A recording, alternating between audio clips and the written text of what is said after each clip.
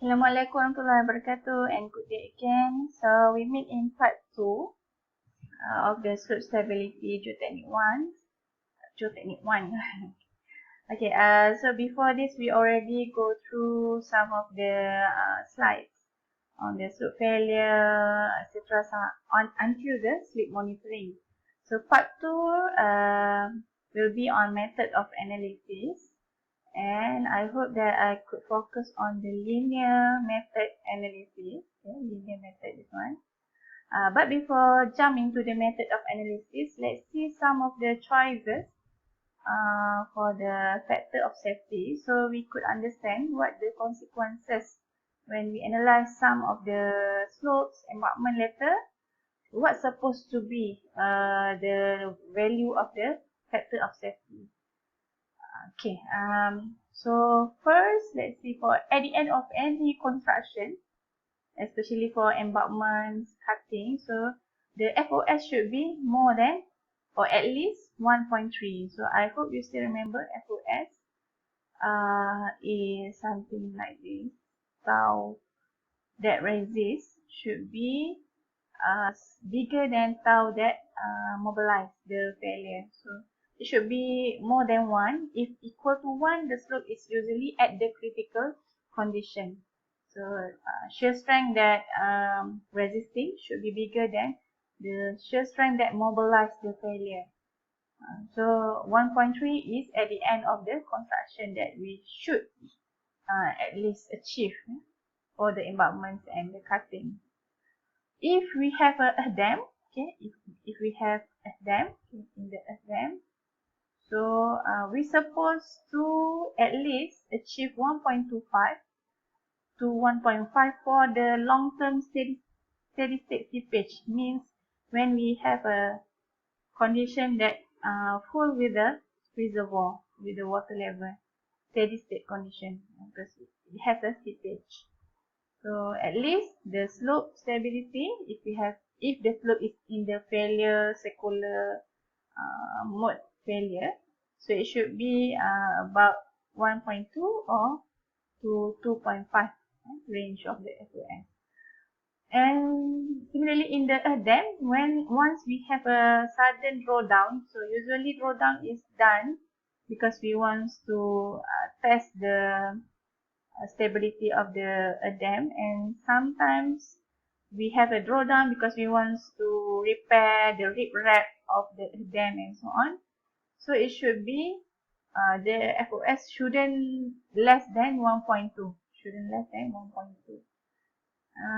So the rest, if we have a slides with the pre-existing surface 1.2, natural slope should be in the 1.1 to 1.2, even though sometimes it could be less than 1, but it might be a very shallow or not very steep slope. The spoil tip 1.5, and when we have a problem that involves buildings, should be more or equal than 2. Okay, equal to 2 or more than 2 FOS. Alright, so let's see the linear methods. Linear method can be infinite slope. Okay, later we will see this one. But in general, infinite slope, when we have a very steep or slope, we have a failure line. So this is original slope, and we have a failure line here, failure line. So it doesn't have any ended end. Compare when we have an embankment. Okay. Compare when we have an embankment. So when we have a finite failure, so let's say this is failure line or failure envelope. So this is where the resisting shear and the mobilized shear occurred.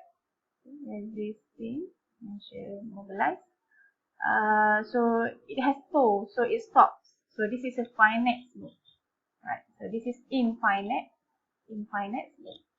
And sometimes this type of the linear method is also called as a wedge failure analysis. So nonlinear, later we also see nonlinear. This is irregular slope geometry or non-uniform slope condition or have a seepage, which usually solve in the matter of circular, I think. Circular. It could be a deep-seated circular failure or shallow one. So it usually use the method of slice to solve. Method of slice such as failure linears and so on. Okay, so let's see the fs is still similar.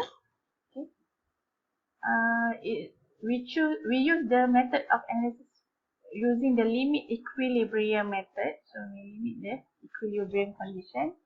So resisting shear strength shouldn't less than mobilized, so it should be more. So we can secure the safety. And Fs when it's equal to 1, so the slope is in the critical condition. So what is tau at failure? Okay. So it is if you call from your shear strength chapter in soil mechanics, cohesion here, plus the stress normal times the tangent of internal friction angle of the soil. So it could be in the total stress condition. This one, when it's only equal to Cu, means maybe this is a cohesive soil.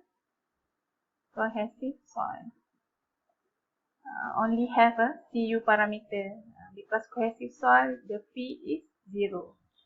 And in effective stress, if you still remember water in soil, stress effective is stress total minus the U for water pressure. So what is U? U is gamma water times height of W. What is stress total? Gamma of the soil times the depth or the height of the soil. So minus stress total minus the for water pressure, we got the effective stress.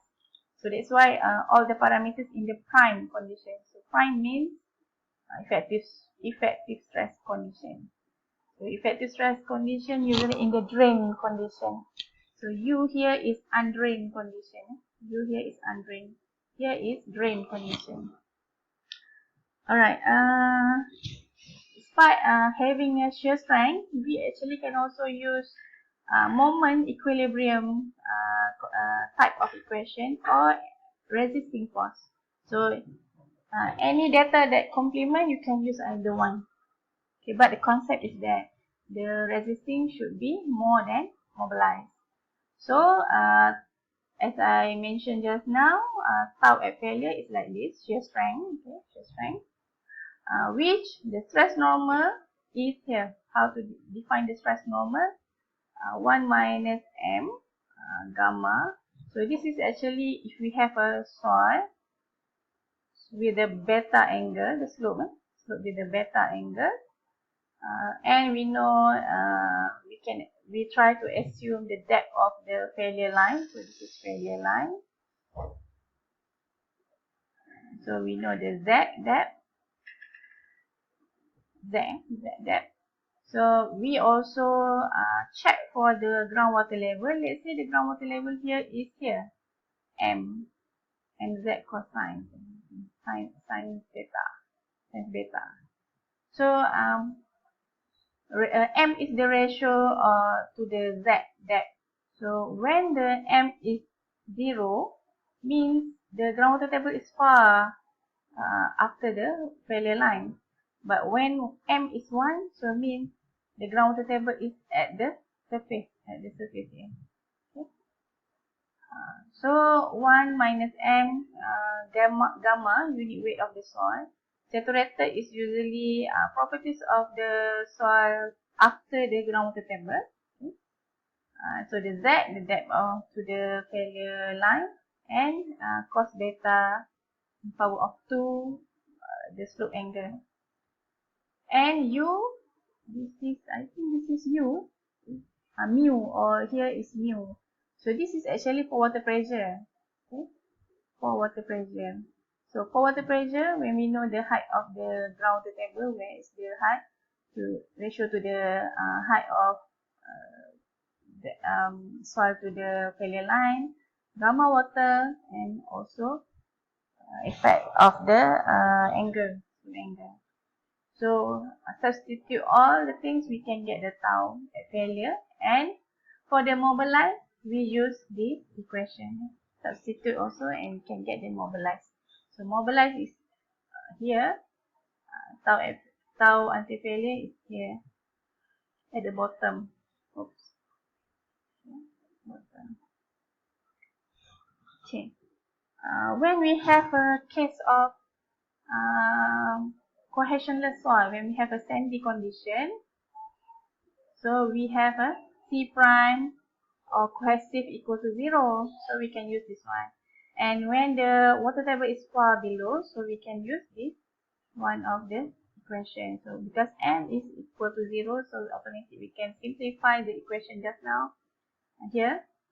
Then here, so we can get the tangent phi prime divided by tangent beta, slope of the angle of the slope.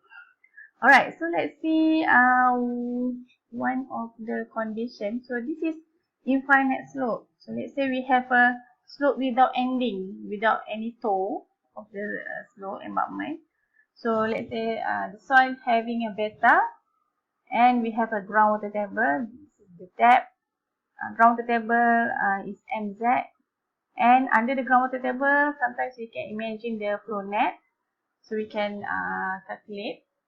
And if we consider one area, okay, the length of the sample, so we can get the weight of the soil here, and at the here we can define the shear strength or normal strength. Okay. Okay, note that for the sandy type of slope, sandy soil, which is doesn't have any cohesive here. So the factor of safety is relatable to the height of the slope. As long as the slope angle B is less than the internal friction angle, okay, in the sandy, as long as the B is less than the internal friction angle of the soil, so the slope is stable. And if the slope cohesion and angle of internal friction angle is not 0, means have a properties. So Fs is 1 when the critical condition is Fs is 1, so we can define the height of the critical height of the slope. Okay, the critical height of the slope, which is very useful when we want to design the embankment. Okay, let's say when we want to design the embankment, okay, we can define what the critical height, the depth of the embankment that we should design, not more than this one, not more than this. Okay, for the total stress analysis, we should use 0 value of m. Total stress of analysis, we should use 0 value of m. Okay, let's see one example here. So we have a infinite slope incline at 25 degrees. So the beta is 25 degrees. With the C property 15.